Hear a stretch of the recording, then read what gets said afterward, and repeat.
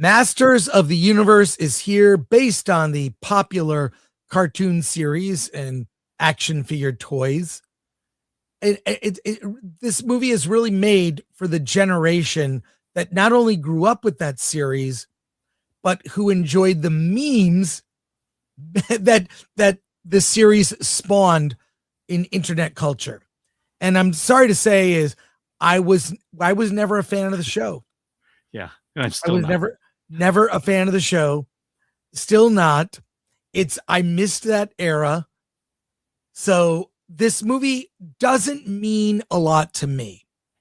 There are people for which this series means a lot.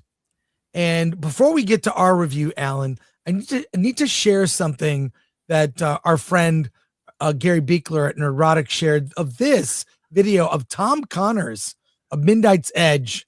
He is a hardcore Masters of the Universe fan. And I'll say the fandom is split.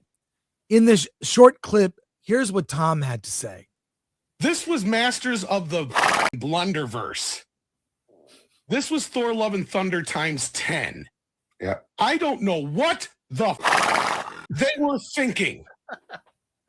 And anybody who says this isn't woke, they're lying to you. This is the wokest I've seen in years. Years. Everything from insert Planeteers here to toxic masculinity on this end. It's all here, kids. Every color of the rainbow.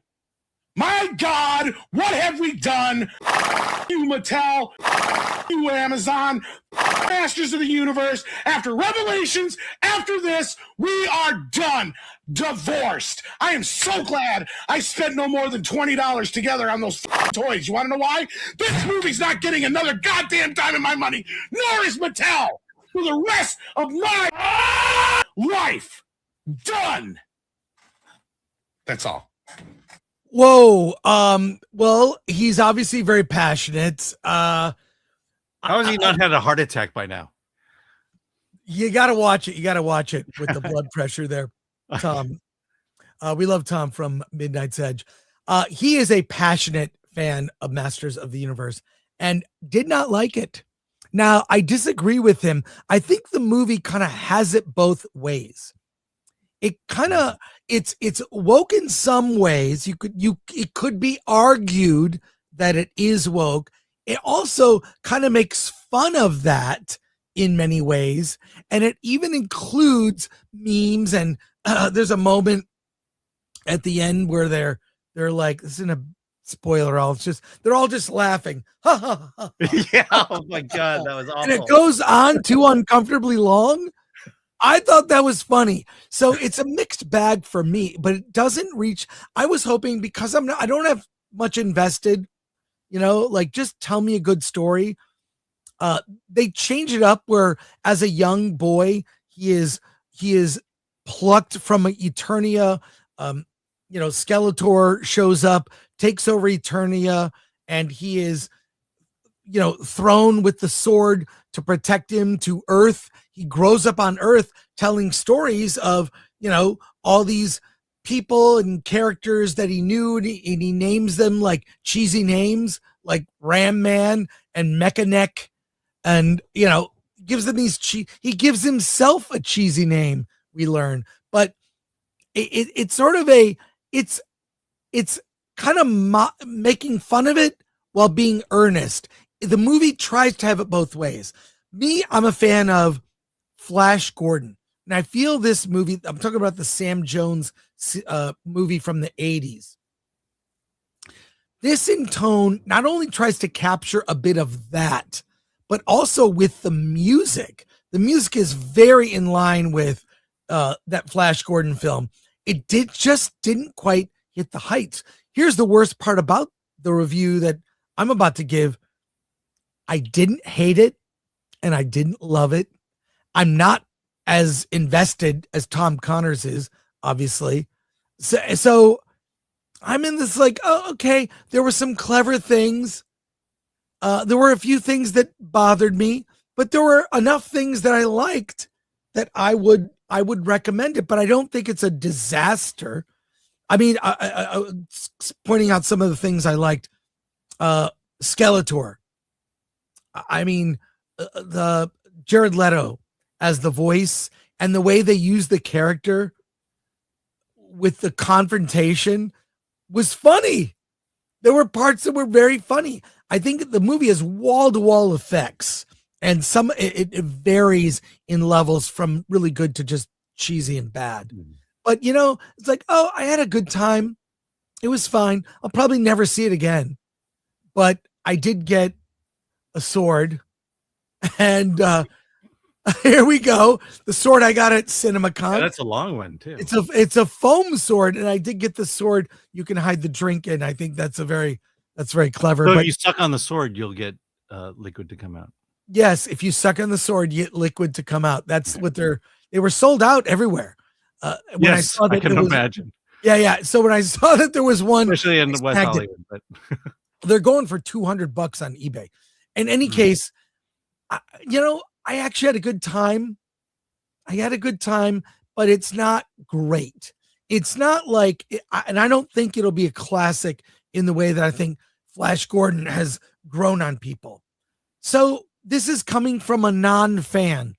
I had a good time, not great, but not a disaster, which is the worst kind of review to give.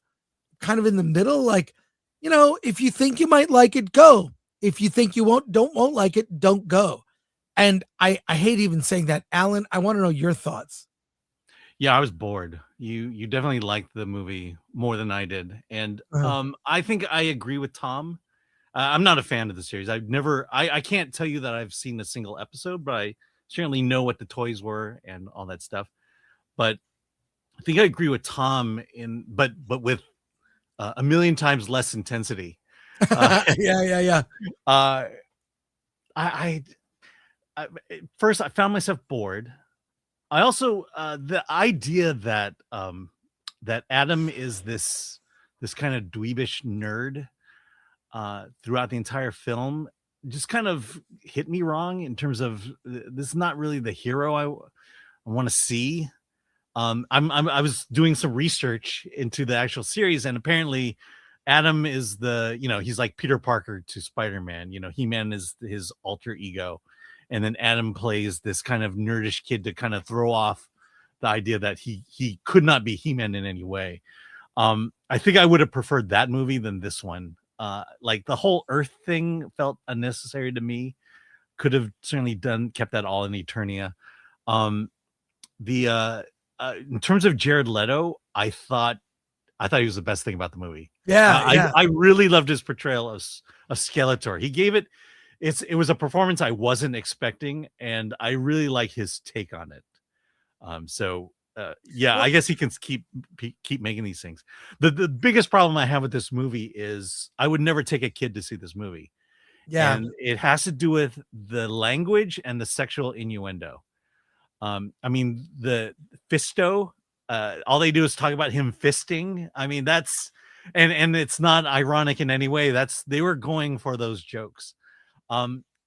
They said shit many times in the movie, and it's unnecessary. It's unnecessary. The swearing. Look, I'm not prude, but why? You don't need it.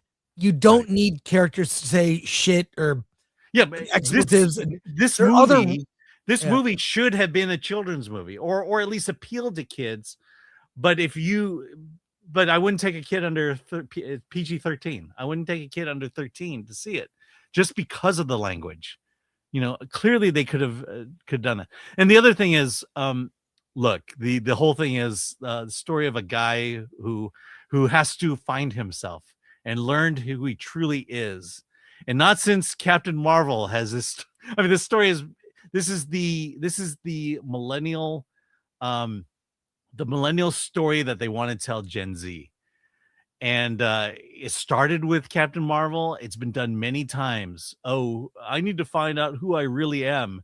And that's the whole idea of Masters of the Universe, which is why I much would have preferred something that fell in line with the TV series than this new take. Travis Knight, director, the guy who runs Leica Studios. How about stick to the animated stuff?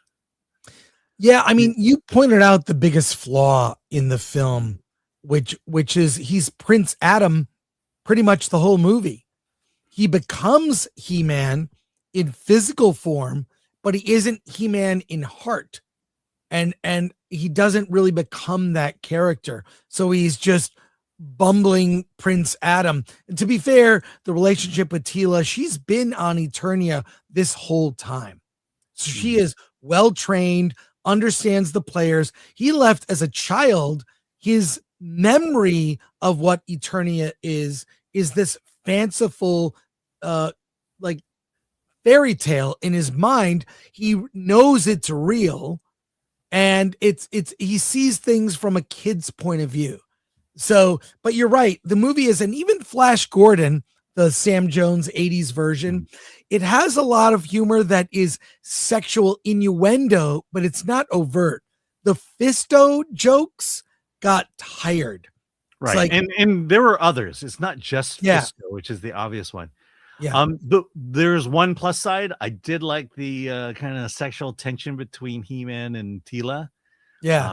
That's something you don't see in movies these days, and Yeah. movies like this. And Idris Elba was fine at Man at Arms. It's fine, yeah. He was But again, they fine. changed his character for the sake of the plot.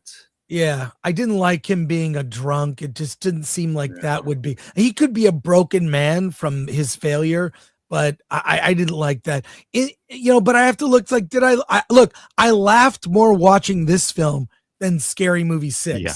What does that tell you? And this is not a comedy necessarily. So I had a good time. I'm giving a bare recommend, but I'm not as passionate as others, but the fandom, I'll say, is very split. People either love this or hate it. I think it's a litmus test. Go in. I went in hoping to have a good time, had a good enough time to say, hey, your mileage may vary, but it was fun. Alan, what's your final verdict? Not a recommend. Not Okay. for kids. Not for it. The kids was your target audience, and you couldn't even do that.